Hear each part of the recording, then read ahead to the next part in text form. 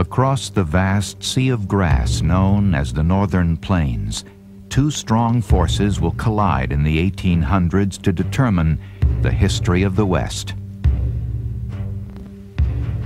The most powerful native people in what will become Nebraska, the Dakotas, and Montana are the Lakotas.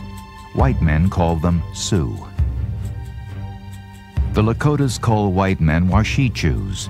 Lakota holy man Black Elk tells of first hearing of them as a child. Everyone was saying that the Washichus were coming, and that they were going to take our country and rub us out, and that we should all have to die fighting. To die in battle is an honor for Lakota warriors. To show their enemies they have no fear, the Lakotas' war cry is, "It's a good day to die." Their new enemy, United States soldiers. Charged with opening the West and protecting settlers, the soldiers care little about Lakotas. One calls them wild beasts. His name is George Armstrong Custer. On a summer day in 1876, Custer and more than 260 U.S. soldiers will hear the shout, "It's a good day to die," at a place Lakotas call the Greasy Grass. On that day, the Lakotas will win the greatest victory by a native people against the U.S. Army at this place the soldiers know as the Little Bighorn.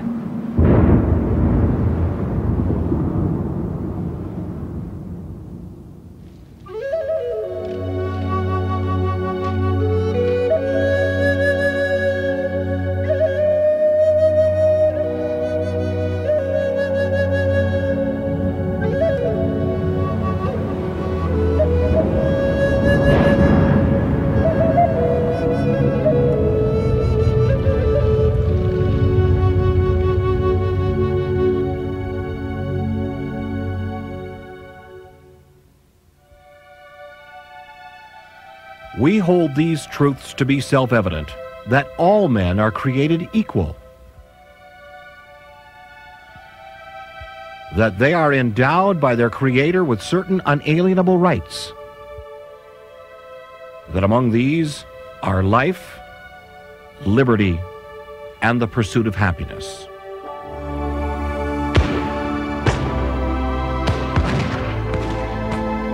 (1776). In the East, American colonists declare their independence from British rule.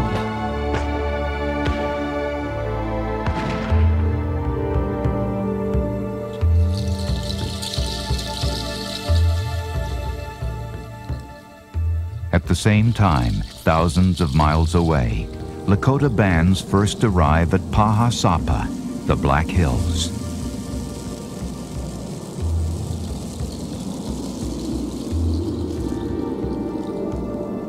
It's a special place. It's a place of prayer.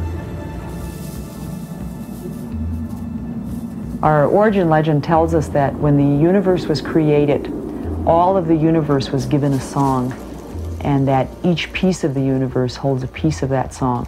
But the entire song is located only in the Black Hills.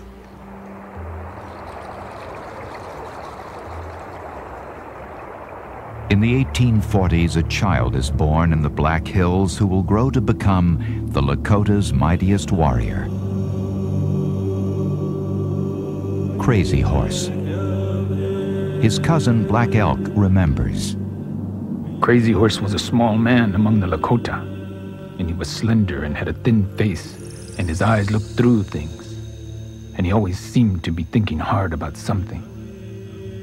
They say that when game was scarce and the people were hungry, he would not eat at all. He was a queer man.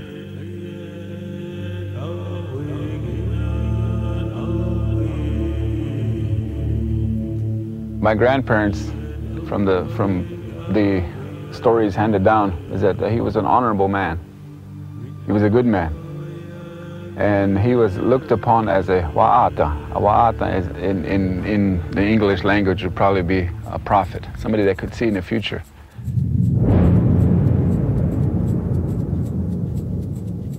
There are no photographs of Crazy Horse, just drawings and memories.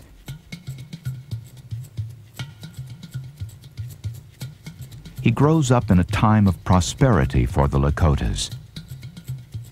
There was a great abundance of wildlife. There was a great abundance of natural things that we needed and searched for our mere existence.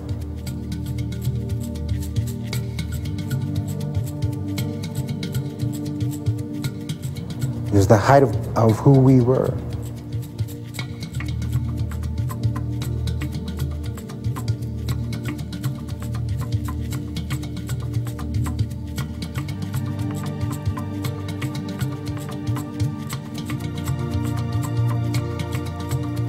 By the mid-1800s, 20,000 Lakotas called the Northern Plains home.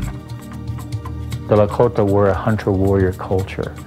The rise or the achievement of status in a given society for the male especially was predicated on what kind of deeds he accomplished in the hunt and especially in battle.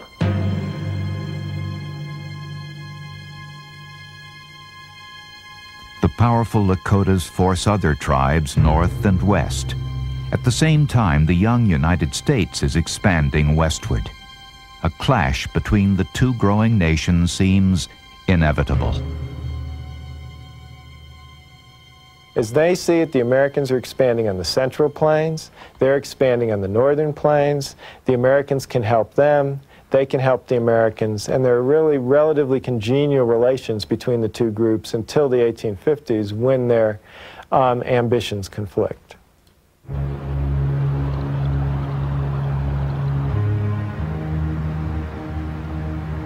1848.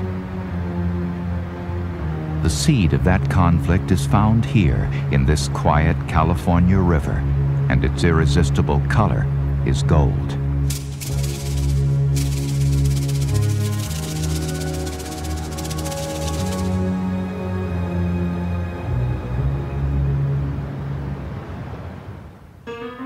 In the next 10 years, more than 250,000 gold seekers will race west through Lakota lands.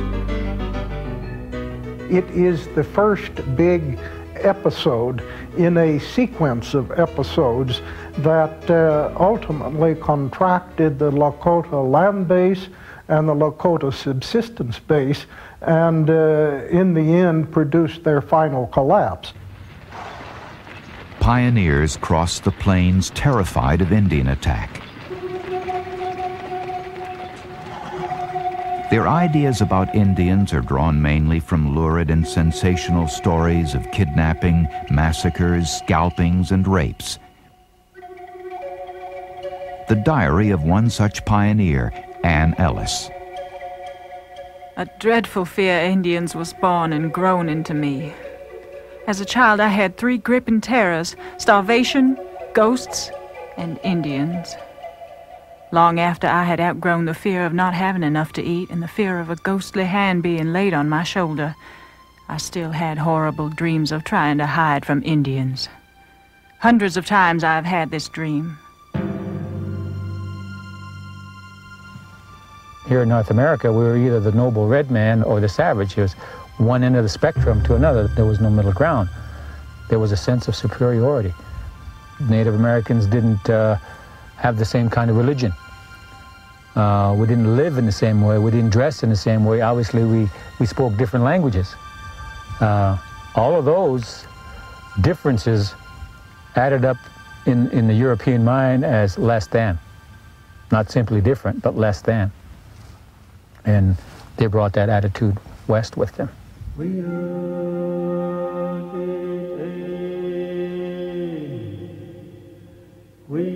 People are moving across Indian country, acknowledged by the government to be Indian country. And as Americans move across it, they treat it as if it's simply raw nature. I mean, they will make no hesitation to steal crops, to turn their horses into places where Indians are growing gardens or Indian cornfields.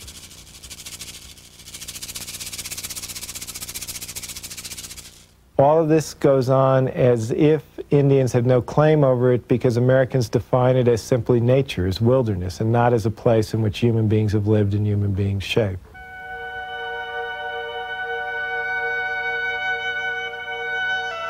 Just 10 years after the California gold rush, the westward movement begins to leave marks on the land, from prospectors, settlers, and their wagons.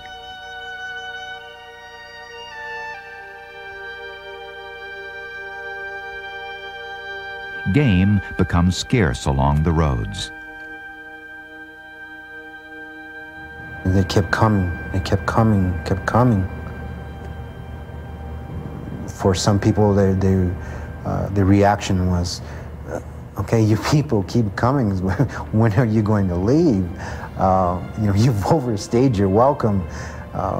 You've scared away all the buffalo, you've scared away all the antelope, the deer. You're polluting our waters. So something's got to change.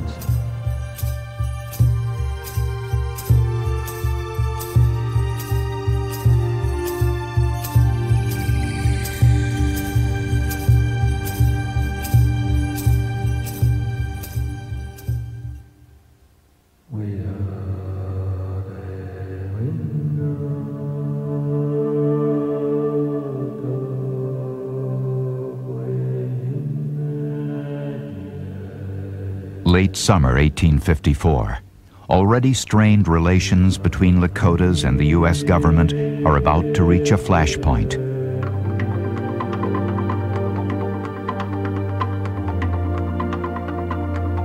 Along the Platte River, in what will become Wyoming, an apparently trivial incident triggers a violent conflict. Lakota artist Black Horse records the event in his drawings.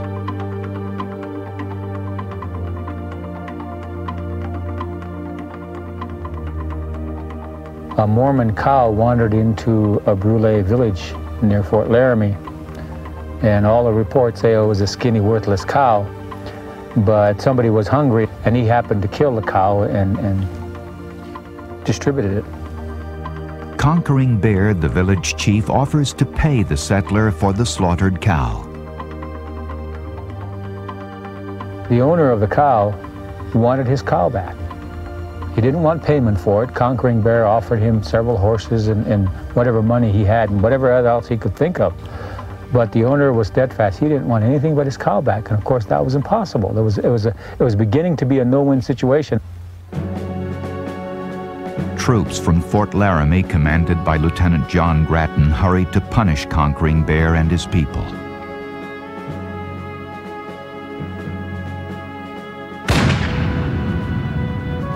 Conquering Bear is shot and killed. Angry Lakota warriors retaliate, killing Grattan and the 30 soldiers in his command.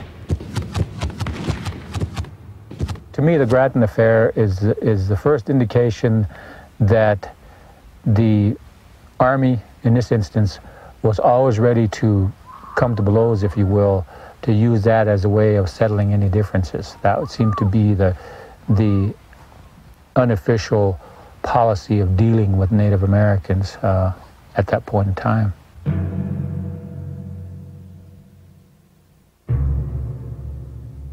Obviously, the Army could not suffer the Indians to get away with wiping out a whole detachment of United States soldiers, no matter what the bad judgment of the young officer in command. And so a military expedition was organized under General William S. Harney to punish the Sioux.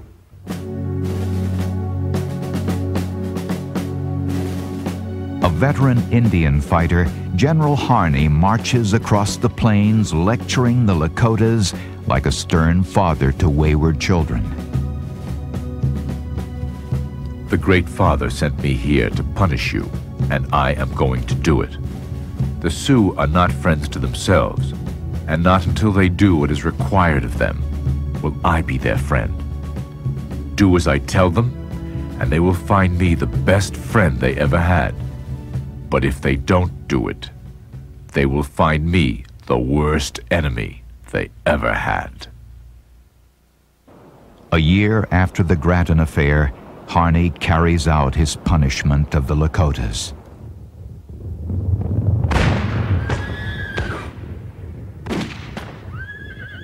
Harney's soldiers surprise a sleeping Lakota village in Nebraska Territory.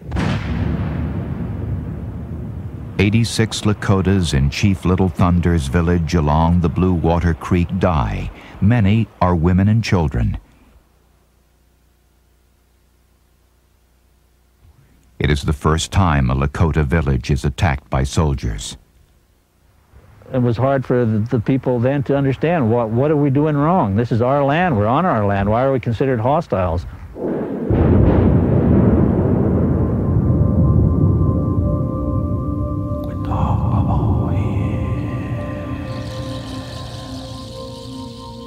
Two days after the attack at Blue Water, Crazy Horse, now a teenager, sees the ruined village and the bodies of his people.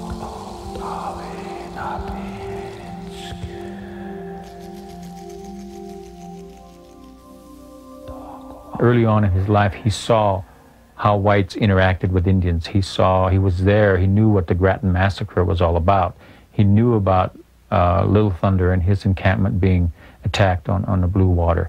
So he grew up with that very deep mistrust, to the point of hatred, I think. And he didn't ever stray from that. Harney's harsh lesson sends most Lakotas deeper into their own lands, away from the travel routes and soldiers. But 7 years later, in 1862, the uneasy peace shatters. Again, the catalyst for conflict is gold.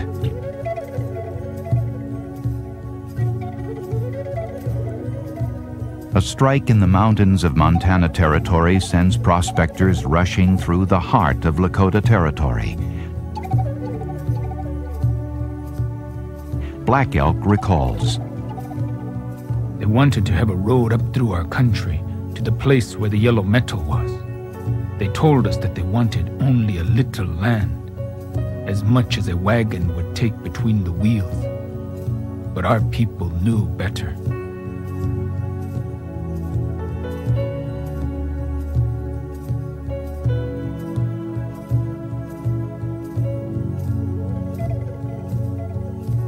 The settlers called their road the Bozeman Trail.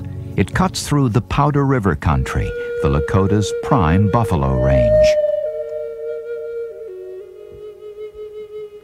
It was quite a hunting ground. The game teamed here, and because the Lakota were a nomadic hunting society, this was paradise.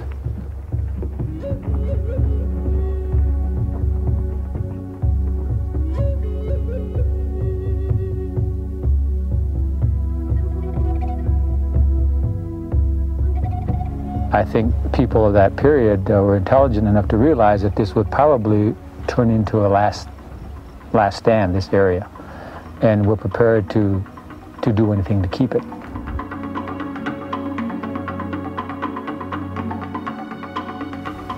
Way back then, people thought that this was a land that was worth fighting for and worth dying for, and this certainly is a good place to die.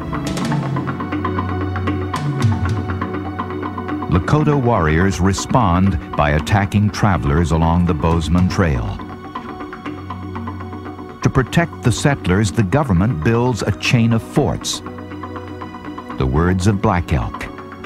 When the soldiers came and built themselves a town of logs, my people knew they meant to have their road and take our country and maybe kill all of us when they were strong enough.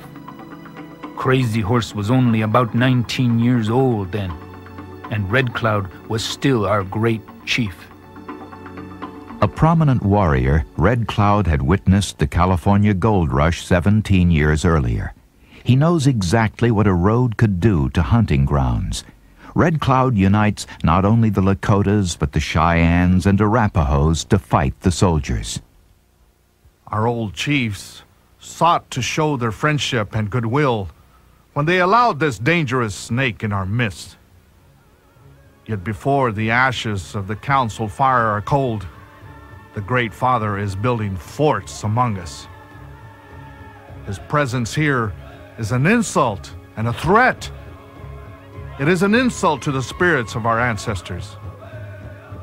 Are we then to give up their sacred graves to be plowed for corn? Lakotas, I am for war!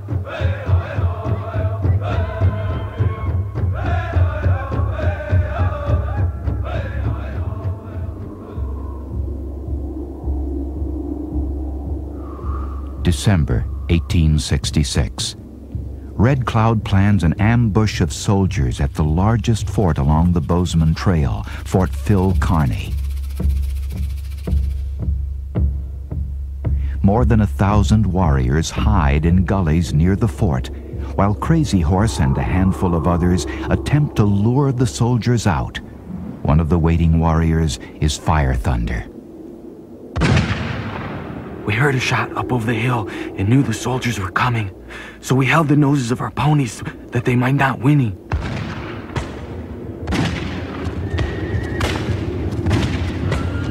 Captain William J. Fetterman and 80 men charge into the trap.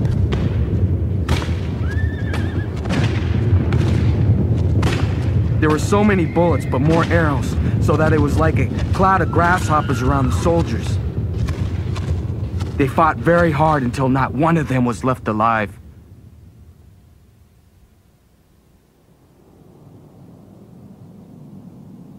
Captain Fetterman and all 80 of his men lie dead.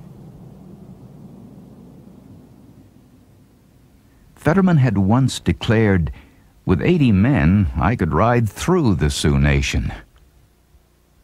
I think you can consider Captain William Fetterman as fairly typical of these eager young warriors from the East who wanted to come out and teach the Indian warriors of the West what true warfare was all about. Of course, they were monumental in their ignorance of Indian warfare, and Captain Fetterman paid the ultimate price for his ignorance and arrogance and refusal to learn. Colonel Henry Carrington, Fort Phil Kearny's commander, writes of the battle. Fetterman and Brown each had a revolver shot in the left temple.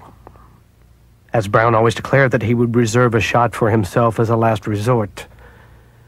So I am convinced that these two brave men fell each by the other's hand, rather than undergo the slow torture inflicted upon the others.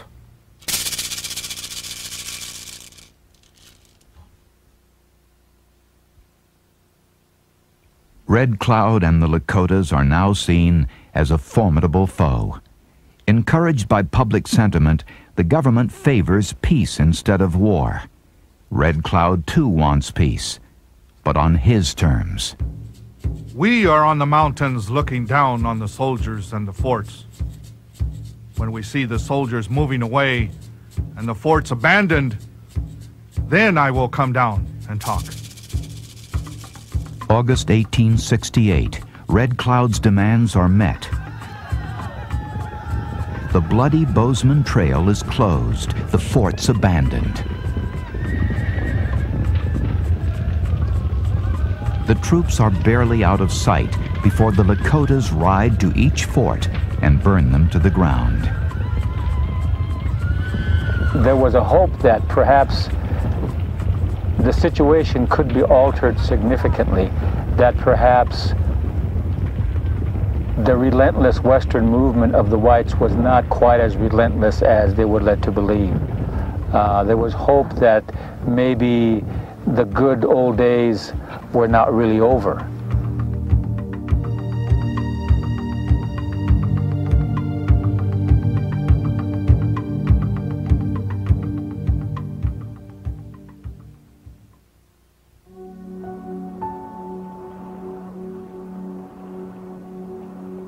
Fall 1868. The U.S. Army and all sounds of war have disappeared from the Powder River country.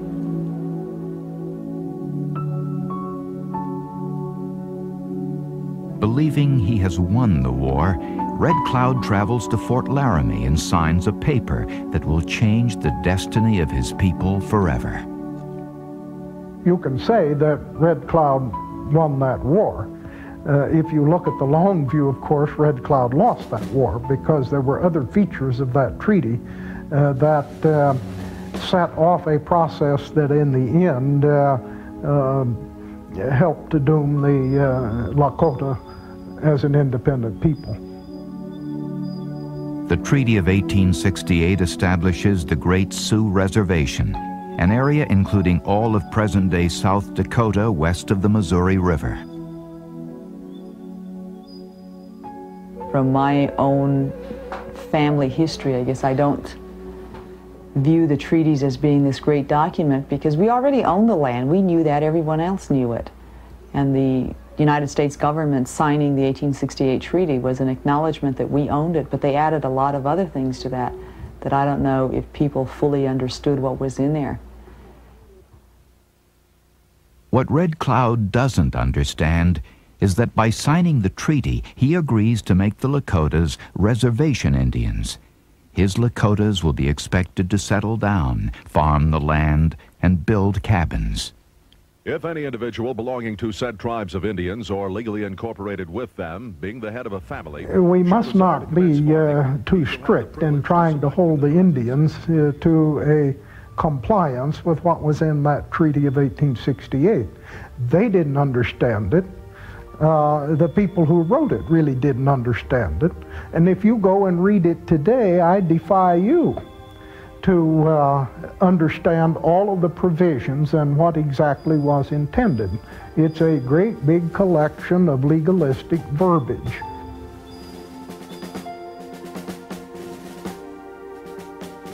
Red Cloud reluctantly moves his people to the reservation, but they have many complaints. Promised food and clothing are in short supply.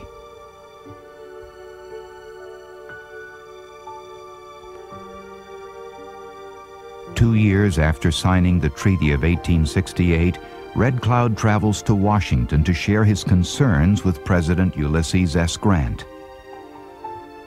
In 1868, men came out and brought paper. We could not read them, and they did not tell us truly what was in them. We thought the treaty was to remove the forts, and that we should then cease from fighting. When I reached Washington, the Great Father showed me that the interpreters had deceived me. All I want is what is right and just. In the East, Red Cloud sees the vast numbers of Americans and the power of their government. Red Cloud returns to the Great Sioux Reservation, where he continues to fight for his people's rights, but he never goes to war again.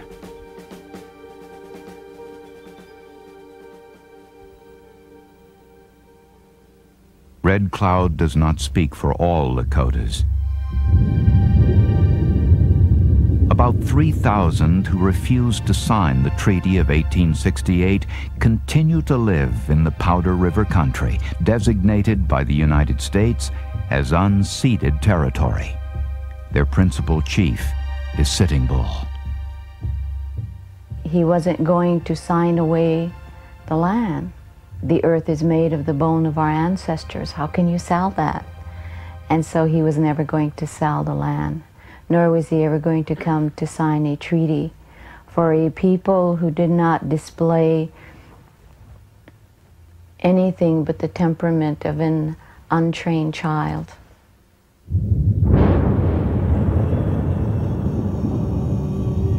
Joining Sitting Bull in opposition to treaties is Crazy Horse, now an honored war chief.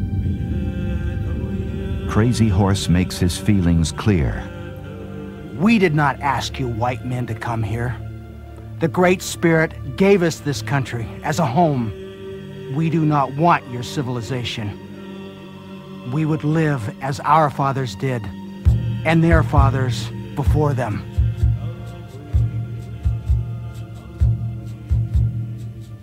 Again, the fragile peace will shatter, and this time, so will the word of the U.S. government.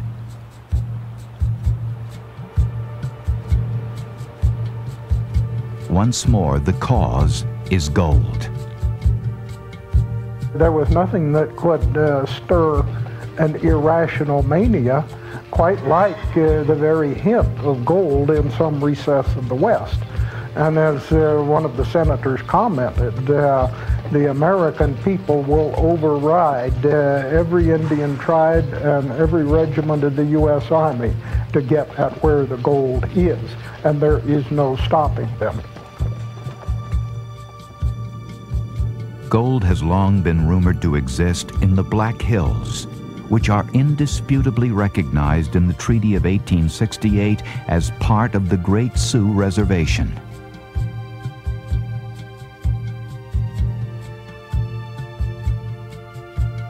The rumors of gold cannot be ignored. In 1874, Lieutenant Colonel George Armstrong Custer leads an expedition into the Black Hills.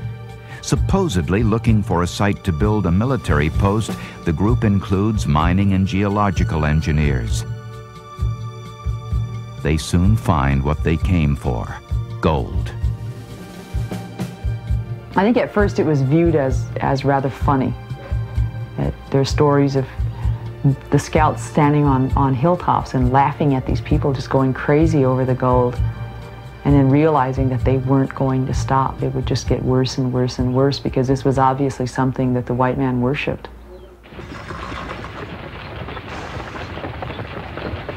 The new settlers begin to pressure their government to gain title to the Black Hills. Newspaper editorials are brutally frank. What shall be done with these Indian dogs in our manger? They will not dig the gold or let others do it. They have superstitious reasons for not even entering the sacred hills. They can use neither the pine lumber of the hills nor the rich vegetation of the valleys. They are too lazy and too much like mere animals to cultivate the fertile soil, mine the coal, develop the salt mines, bore the petroleum wells, or wash the gold. The United States offers to buy the Black Hills from the Lakotas, but Sitting Bull and Crazy Horse are violently opposed.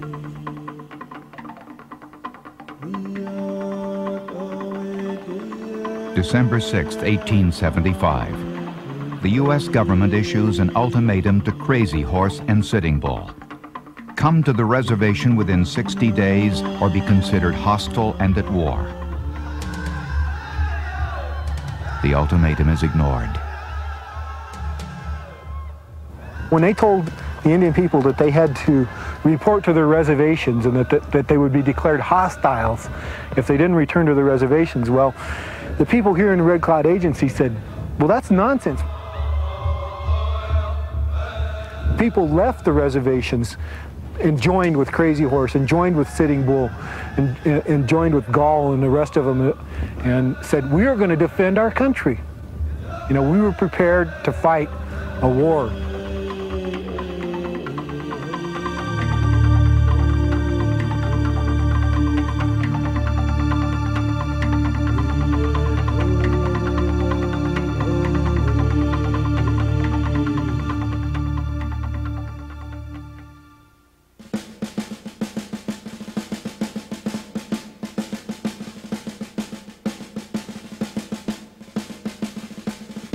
In the memory of the American people, the central figure of this whole war that's building up with the Sioux in 1876 is George Armstrong Custer.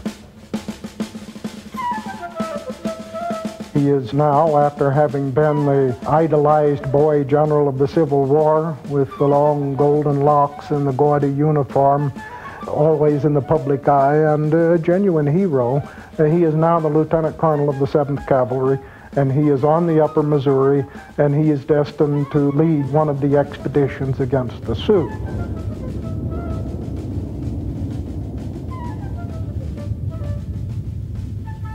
I think Custer represents the real evil side of American people. Vainglorious, victory at any cost. I think, you know, that's what he represents to Indian people. And he's basically a villain. The Lakotas know of him from the Cheyennes, On the southern plains 8 years earlier, Custer and the 7th Cavalry had attacked a Cheyenne camp along the Washita, killing more than 100 people. The Cheyennes had warned Custer never to trouble them again.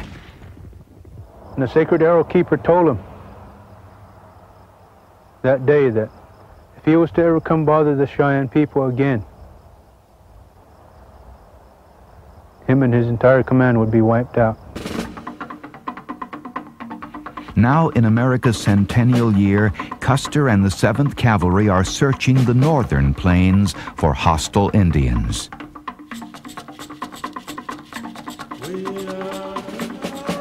June 1876. A large village gathers in southeastern Montana Territory. Disenchanted reservation Lakotas and bands of Cheyennes camp with Sitting Bull and Crazy Horse along a river they call the Greasy Grass. Custer and his men know it as the Little Bighorn.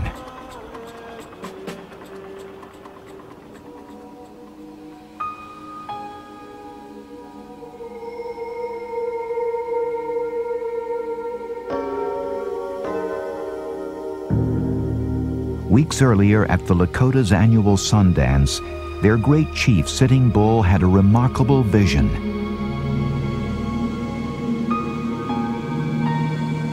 Word of its message spreads through the camp. Grandpa Sitting Bull had a dream. In the dream, he saw the cavalry horses upside down, coming down from the sky to the earth. He saw the soldiers upside down and their hats upside down, coming down from the sky to the earth. And he knew the battle would be his.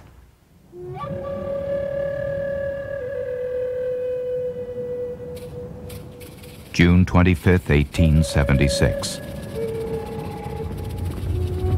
Eyewitness accounts of what happened at the Little Bighorn have been handed down from one generation to another. Some of the Lakotas at the battle record their experiences firsthand in these rare ledger drawings and pictographs.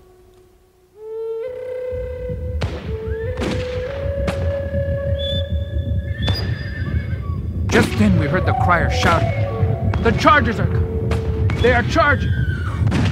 Then out of the dust came the soldiers on their big horses.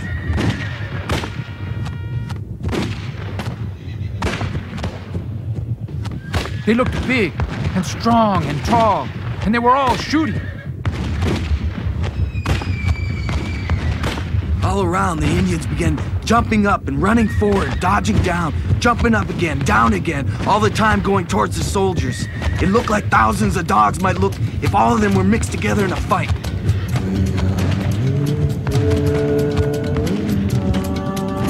Then another great cry went up out in the dust. "Crazy horses! Crazy horses!" Off toward the west and north, they were yelling, "Hoka-hey!" like a big wind roaring.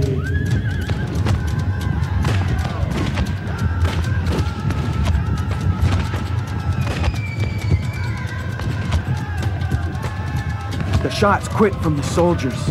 Warriors who had crept close to them began to call out that all the white men were dead.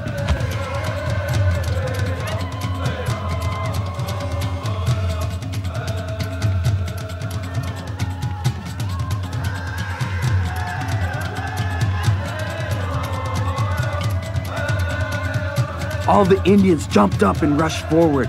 The air was full of dust and smoke. Everybody was greatly excited.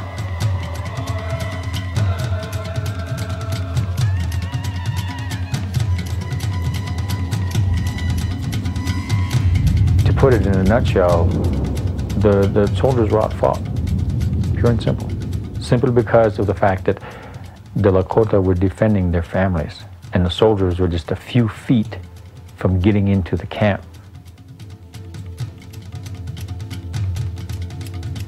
They asked one old man at that time, when they were interviewing different old fellows that participated in the battle, they asked this old man, how long did it take to wipe out Custer's men?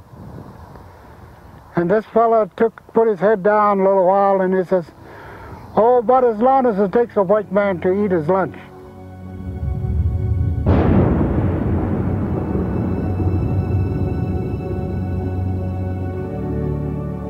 The Little Bighorn, of course, was the grandest victory in all the history of hostilities, all the history of Great Plains warfare.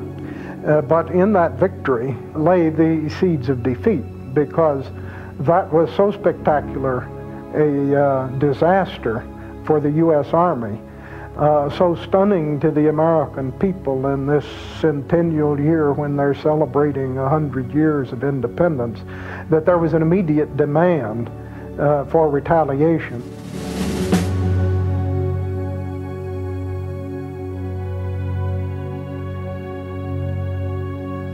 Furious at the loss of Custer and more than 260 men of the 7th Cavalry, the government seizes title to the Black Hills and begins an intense campaign to force all Lakotas onto the reservation.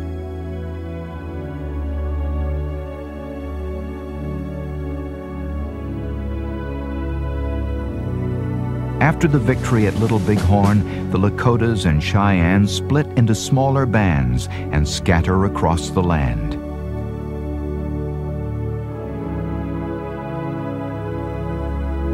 Sitting Bull escapes to Canada, while Crazy Horse flees relentless pursuit in the Powder River country.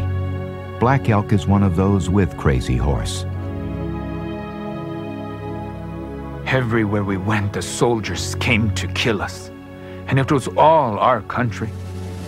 It was ours already when the Wasichus made the treaty with Red Cloud that said it would be ours as long as grass should grow and water flow. That was only 8 winters before. And they were chasing us now because we remembered and they forgot.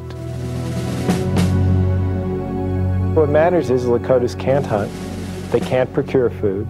The Americans, no matter how many they defeat, there are always more. They're always after them. The war doesn't stop in the winter. It goes on and on and on. And it doesn't matter if the Lakotas are going to win the battles or lose the battles, they're going to lose the war. Spring 1877. Sick, weary, and starving Lakotas choose surrender over death and come into the reservation.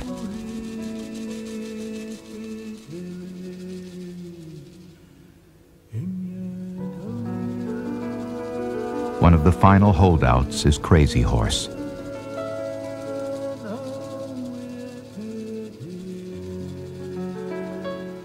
Crazy Horse was the epitome of the Lakota warrior. But beyond that, he cared about what happened to his people.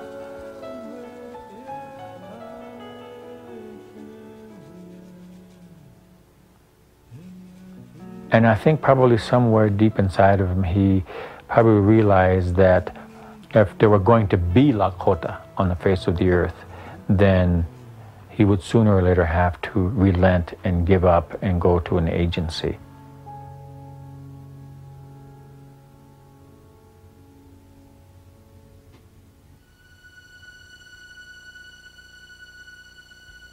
May 6, 1877.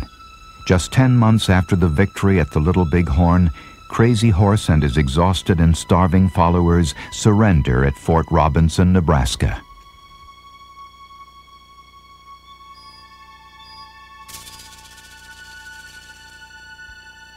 The government considers Crazy Horse a dangerous man and orders his arrest.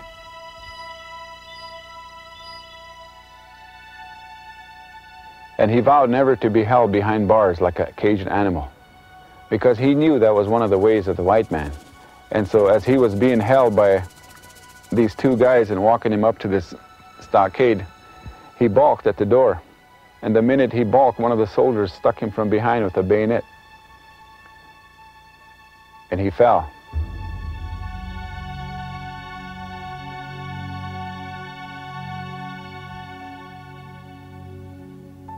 And if anybody deserves the last stand, anybody deserved the last stand, it was certainly somebody like Crazy Horse.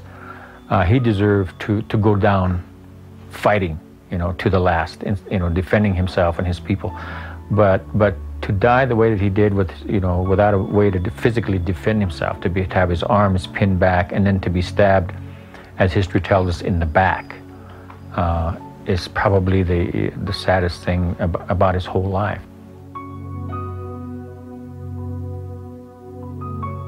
There was a sense of betrayal, anger, fear. My grandmother talked about the women cutting their hair, of cutting gashes on their arms and legs, making a cut in their forehead so that their blood could mix with their tears, and saying, "Who will defend us now?"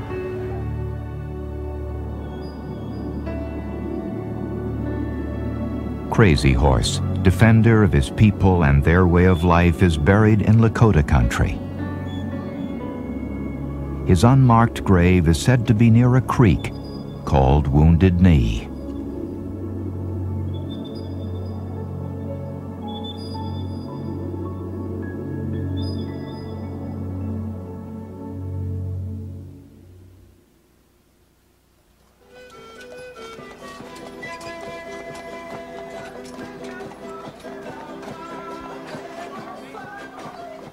Today, the Lakota's treasured Black Hills bear marks of commercialism, as well as, ironically, a monument to leaders of freedom and democracy.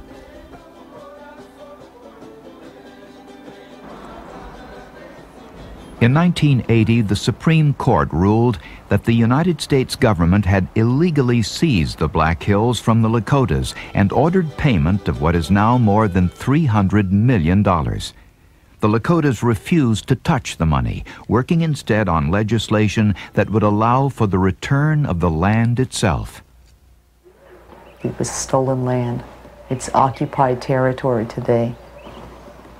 And it would fill every value and every aspiration of every American to do what's right and give that land back.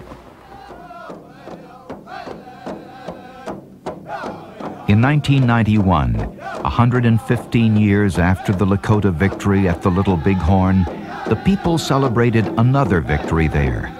The U.S. government agreed to change the name of the site from the Custer Battlefield to the Little Bighorn.